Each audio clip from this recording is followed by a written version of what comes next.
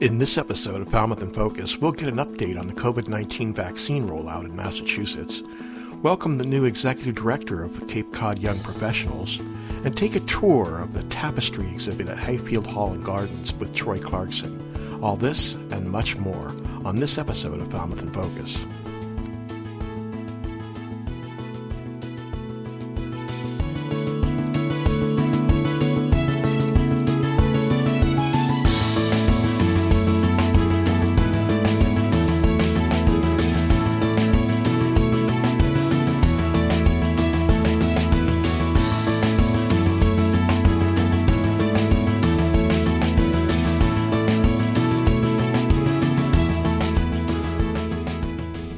Hello and welcome to Falmouth in Focus, FCTV's current affairs program. I'm your host, Michael Kasparian. Here in Massachusetts, residents in Phase 2 have been eligible to receive their COVID-19 vaccines since early February, but a shortage of the vaccine supply has continued to limit the availability of appointments. Falmouth's health agent, Scott McGann, encourages residents to refer to the Falmouth website at falmouthma.gov for the latest vaccine information.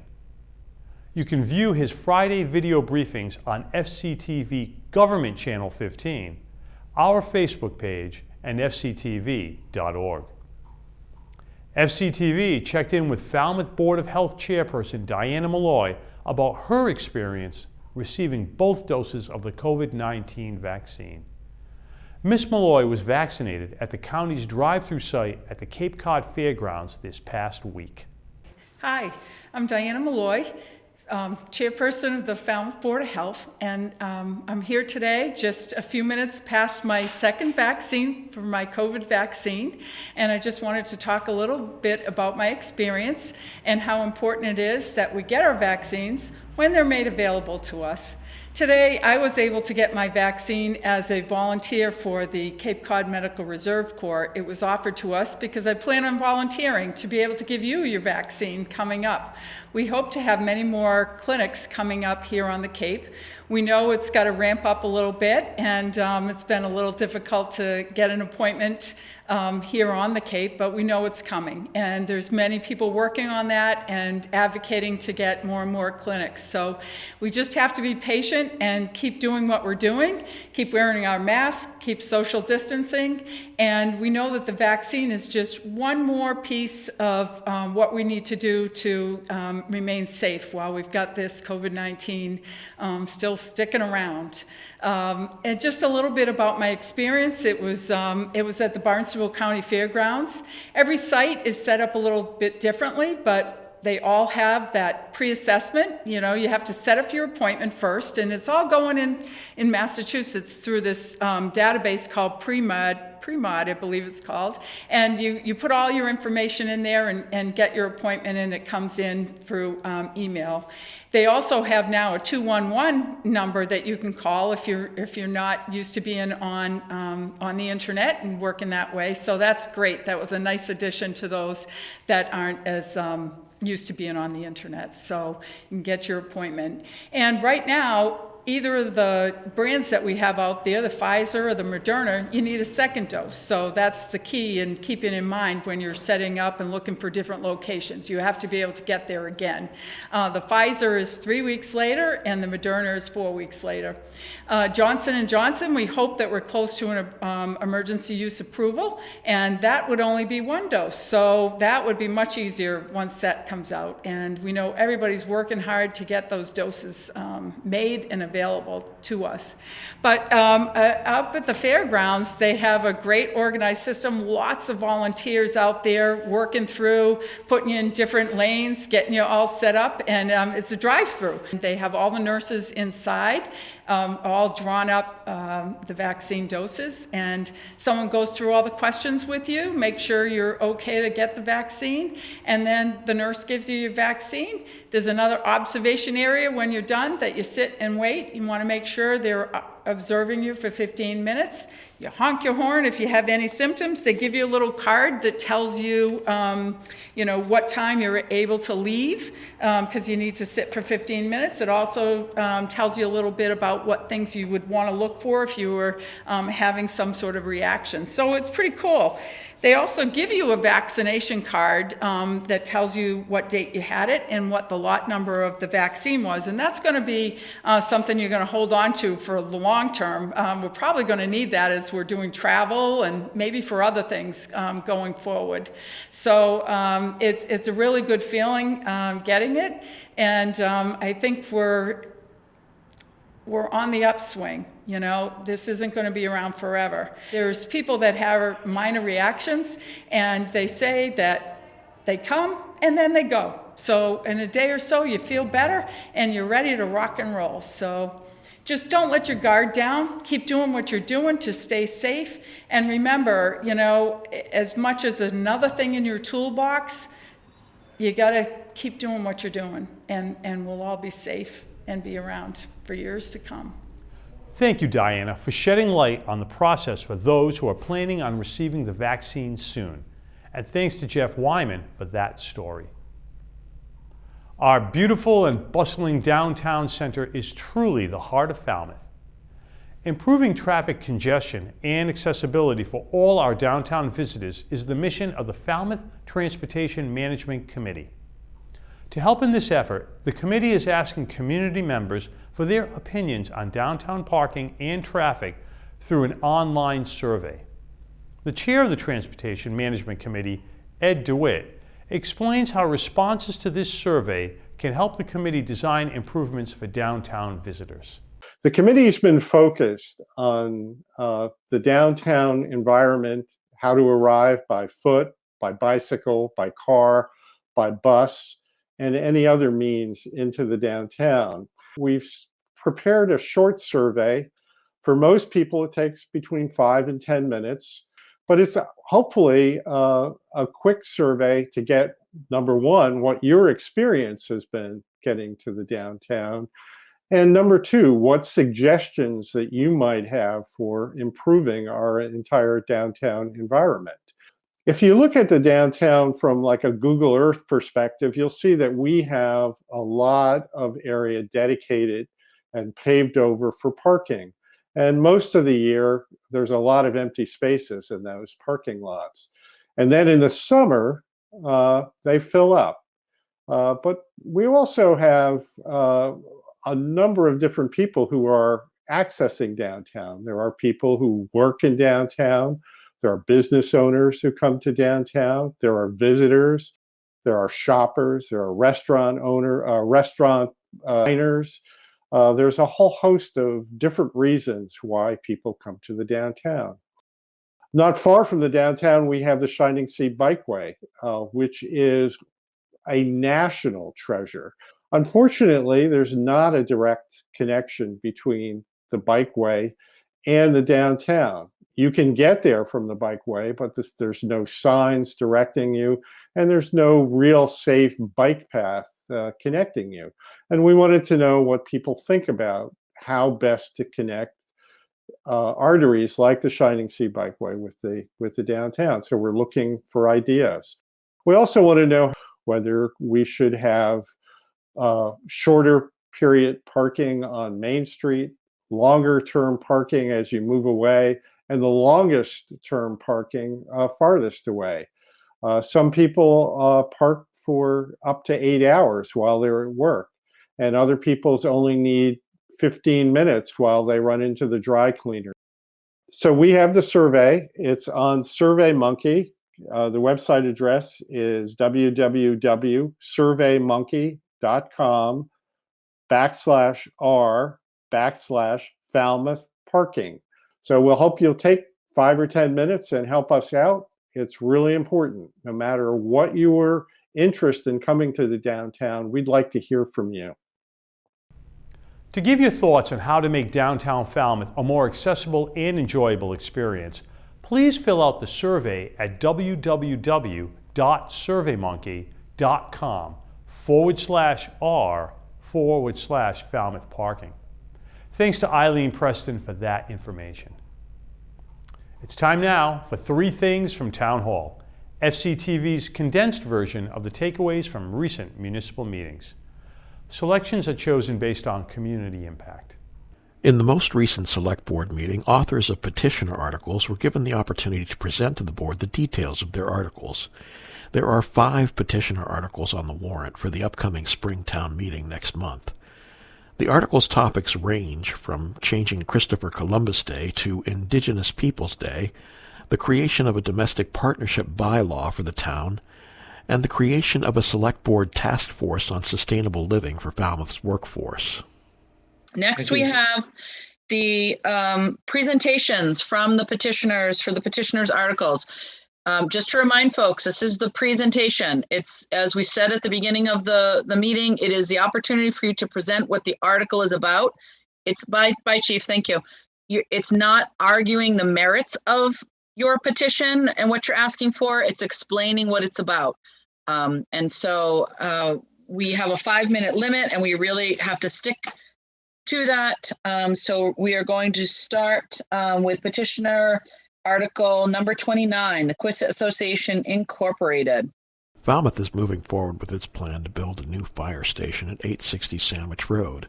This is a town-owned parcel of land which needs to be subdivided in order for it to be the home of the new fire station. In order to do so, the Select Board approved sending the plans to the Falmouth Planning Board for an approval not required plan. I'm going to make a motion that we proceed to the planning board for an A&R for the 86,000 square foot lot shown on 860 Sandwich Road. Great. Taylor, Second. Okay. And certainly, Sandy, the rec committee, like we did with the senior center, will be, part of that conversation as we go forward. So thank you. We appreciate it.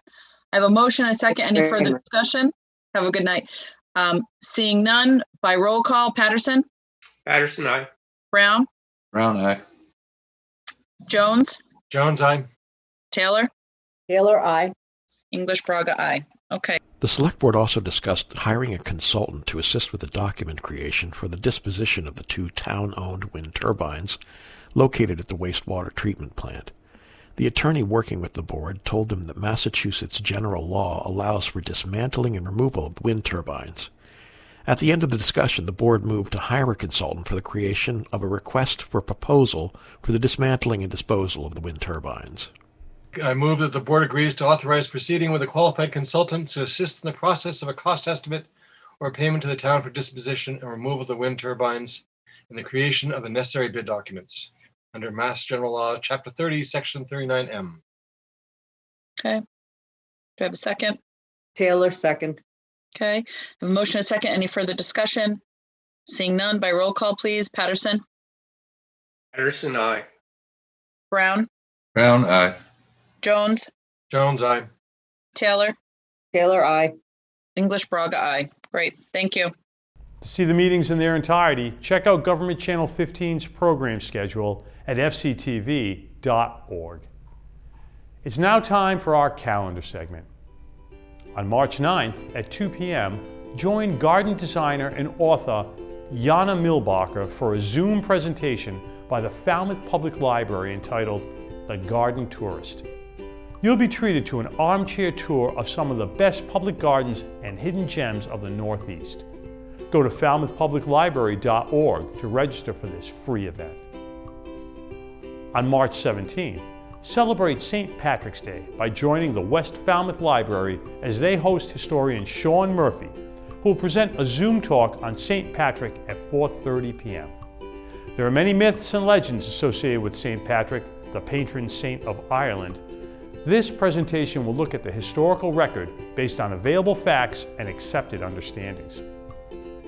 Email westfalmouthlibrary@gmail.com to register. On March 25th, the Museums on the Green is hosting a virtual talk entitled Sermons in Stone, the Stone Walls of New England and New York, with author Susan Allport. This free event will discuss who built the thousands of miles of stone walls that line the countryside and why. Go to museumsonthegreen.org to register. Also on March 25th, don't forget to join us for the next virtual installment of our open mic series, Poetic License. Sign up for another night of poetry and prose, stories and songs, with entertainment provided by you and your friends and neighbors. March's suggested theme is Earth, Sky, and all that's in between. Pre-register by Wednesday, March 24th to receive your Zoom login information. Check out fctv.org for more information. We're going to take a quick break, and when we return, we'll introduce you to the new Executive Director of the Cape Cod Young Professionals. Stay with us. We're women from the Upper Cape focused on issues that directly affect the lives of all women. We do that by listening, sharing our stories, and building community. We'll welcome you to visit our Facebook page, Upper Cape Women's Coalition, or email us at uppercapewomen@gmail.com. Thank you.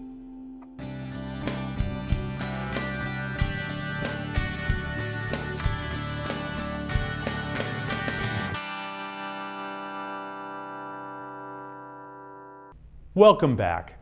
Cape Cod Young Professionals, or CCYP, was founded in 2005 by a group of young workers and leaders seeking to create a supportive community for young people living and working on Cape Cod. We spoke to their new CEO to learn more about how they serve as a resource for the young workforce and leaders. My name is Kristen Bose-Clothier, and I am the brand new CEO of Cape Cod Young Professionals, or CCYP.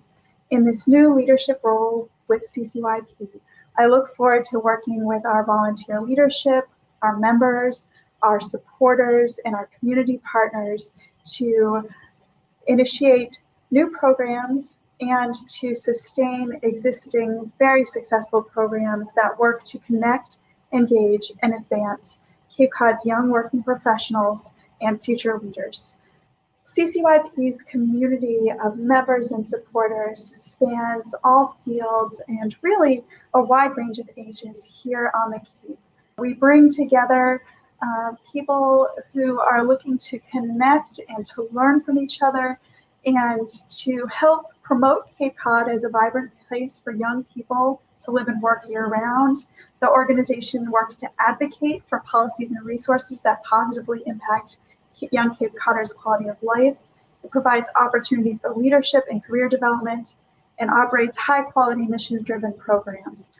On April 7th and 8th, CCYP will be hosting the 5th year of the Shape Your Cape Summit, and this year we are taking it virtual as well.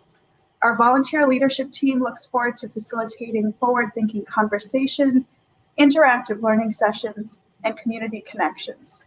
The summit theme this year is resilience, and the summit will feature high-profile keynote speakers, interactive panel discussions with leaders from across the Cape, networking opportunities, and breakout sessions on topics directly relevant to the Cape's young workforce. Registration is now open for this summit, so I hope you will visit our website and sign up to attend. We would so much like to see all of you there. There are a whole range of ways to engage with the organization. If you want to further your professional development skills, we have offerings in that area. But if you want to just connect and network and get to know people throughout the region, this is the place to come. So I hope many of the people listening, if you're not yet involved with CCYP, you'll consider going to our website, signing up to be a member, getting connected to all of our upcoming programs, and connecting with a community that really is building the future leaders of Cape Cod. Be sure to check out their website, capeCodYoungProfessionals.org, to learn more about their organization. Thanks to Andrew Richards for that segment. The Town of Falmouth and Falmouth EDIC have announced there are now grant funds available to assist qualified low and moderate income business owners who experienced business losses due to the pandemic. Let's hear more about that opportunity. The Town of Falmouth, with EDIC assistance, was able to secure a grant for approximately $150,000 to make grants of up to $10,000 available to low and moderate income business owners. These would be small business owners in Falmouth, to assist them with some of their operating costs because of some of the losses that they've experienced during the pandemic. We're launching this grant program today, March 1st, and you can use the grants for payroll, rent, to buy PPE supplies to deal with keeping your business open during the pandemic, and a variety of other things. But the way the grant regulations are structured, business owners cannot earn more than 80% of the median income in Barnstable County. And if you meet that income requirement, then you also must be able to document a loss of income from your business due to COVID-19 since last March, when the governor's state of emergency was first declared. Well, we've tried to make the application process really easy. Applicants will simply go to the falmouthedic.org website, and they'll click on the Micro Enterprise Assistance Program tab. They'll be directed into a neighborly software module where they'll answer questions. The first 12 questions are the minimum eligibility questions. After that, they'll just walk through the application process. They're able to upload documents. They'll be able to type paragraphs of answers to questions there may be. And if anyone has a problem with an online application, they can simply contact us and we will provide them with a paper application. What's important to note is that it is on a first come, first served basis. So the first people that have completed applications, those will be the first applications we'll review for awards. Go to falmouthedic.org for all the details. Thanks to Andrew Richards for that story. The Cape Cod Chamber Orchestra is performing live on Zoom this month, and to learn more about the performance, we spoke with orchestra founder Matt Cinto. I started the Chamber Orchestra back in 2018, so this is our third season, albeit all virtual, but we're hanging in there. We've done 3 virtual programs so far and some other smaller events. So we're making COVID-19 work as best we can.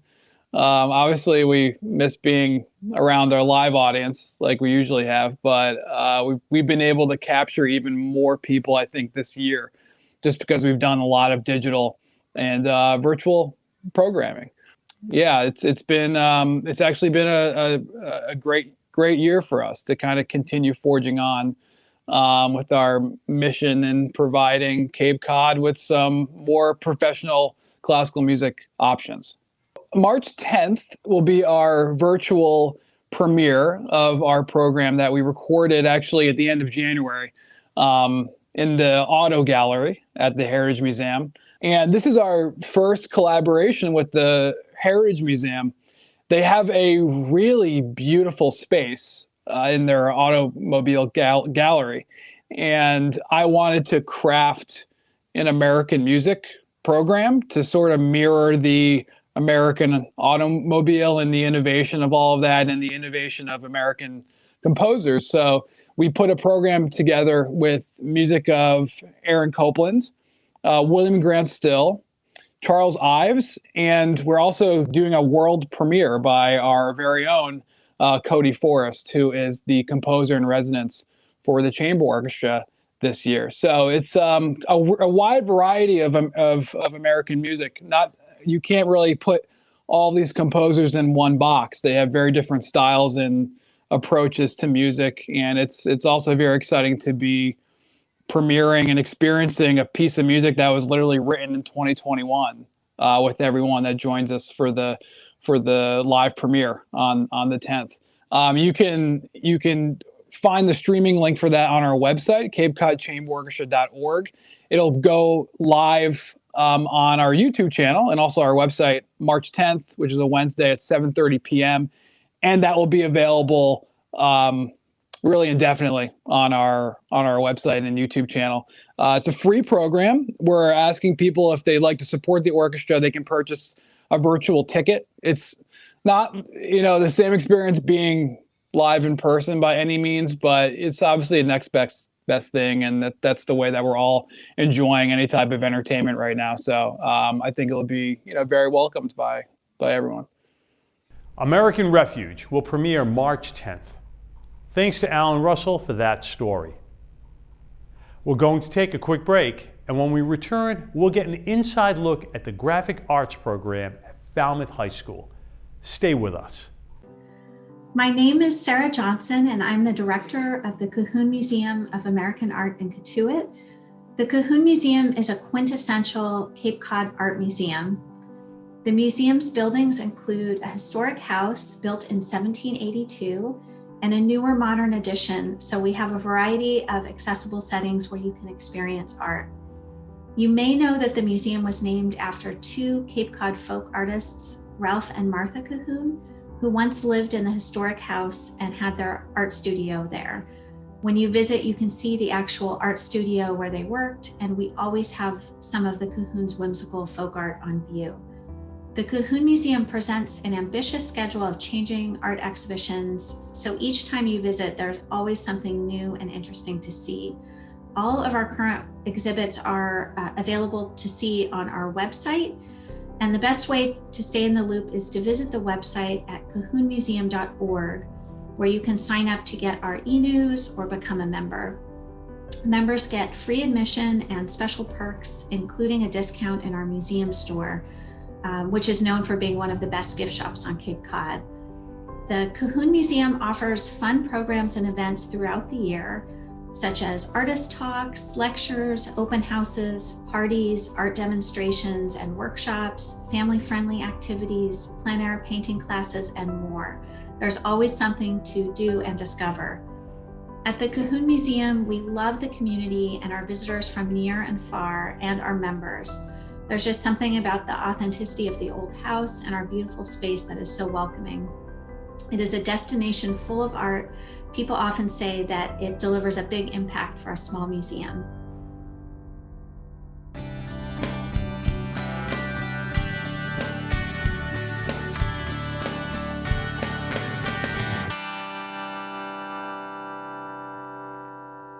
Welcome back. Falmouth High School is committed to the concept of a comprehensive education. One such program, Graphic Arts, is a part of the Career Vocational Technical Education, or CVTE department at Falmouth High School. The program allows students to obtain critical skills used in animation, photography, and in creating digital content. Let's see more about how students are getting a hands-on opportunity to learn what it takes to start a multimedia career. Welcome to Graphics at Falmouth High School. I am Miss Hart, your graphics art teacher. Graphics can be taken as an elective to enhance the student experience, or it can be taken as a career pathway as part of Falmouth High School's Career and Technical Vocational Education program. In graphics, some of the software that we learn includes Adobe Photoshop and Adobe Illustrator. We also learn about the elements of design so that students can organize their information in an inviting and compelling manner. Projects include self-portraits created in Photoshop, pop art created in a combination of Illustrator and Photoshop. The basics of typography is explored. Surreal landscapes have been created. Design contests have been entered. Logos have been designed. Personal avatars have been drawn using a tablet and stylus. And our advanced students explore personal branding and creating their own portfolio. For more information, please visit our graphics website. And if you'd like to learn more about the CVTE program, please click on the link. Thanks to Ryan Weber for that piece. Highfield Hall and Gardens is open for the season, and one of the first exhibits on display is titled American Tapestry Biennial 13, an installation featuring 35 tapestries from around the world. Here's Troy's take. Thanks, Michael. You know, in our last show, we brought you the Front Steps project here at Highfield Hall. But this amazing community resource is so rich in cultural gifts that we're back here again to show another exhibit that's existing simultaneously with the Front Steps project. That project, of course, is very local and displays the gift of being together through photography, while this display of tapestries showcases artists and gifts and vision from around the world, all on display right here, right now, here in Falmouth. So please join me as we take a look at this exhibit of tapestries. So at the same time as the Front Steps project is here at Highfield, which is a hyper-local display, you also have this amazing display from artists from all over the world displaying their talents in tapestry. Tell us about that. That's right. It's really wonderful that Highfield is able to bring the American Tapestry International Biennale number 13 here. It's the first time it's ever been exhibited in this area of New England, and possibly all over New England, first time. And this is a showcase of contemporary tapestry weavers from around the world. We have about, we have 35 tapestries on view currently, and 2 of the winners, the first and second place winners, are on view. 2 tapestries were not able to come because of the COVID restrictions of travel. But we will have these up until March 27th, and the organization has been around since the 1980s, and that it is here to try to bring awareness of the art of tapestry weaving, which in many ways for centuries was one of the highest levels of fine art, especially in medieval and early Renaissance period. But these are all hand woven, hand designed, and many of them are massive, and a few are extremely small. They are going to travel to San Jose Museum of Quilts and Textiles following Highfield Hall. This was supposed to be here all last summer, but because of COVID, we couldn't host it. The artists couldn't send them, and we couldn't host it. So we were lucky at least to get it on view. This beautifully restored mansion here at Highfield Hall is about 11,000 square feet, and almost 3/4 of it is taken up with these beautiful tapestries, these works of art from around the world. You know, we've known for a long time that Falmouth is a cultural center, really a global cultural center, because so many people come here and then stay here and then share their gifts with all of us. Well, this tapestry display is certainly a gift for all of us, and it's on display here through March. So come on down to Highfield Hall and get a taste of this international display of incredible artistry. I'm Falmouth Enterprise columnist Troy Clarkson, and that's my take. Back to you, Michael. Thanks to Troy Clarkson and Donna Buckley for that story. FCTV wants to remind you that television can be as easy as hitting record on your smartphone. We'd like to invite all Falmouth residents and visitors to share their slice of life with us.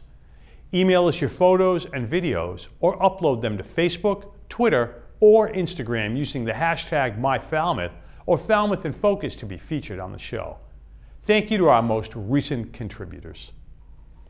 We leave you now with the sights and sounds of Falmouth, captured by some of FCTV's members. Thank you for watching Falmouth in Focus. We'll see you next time.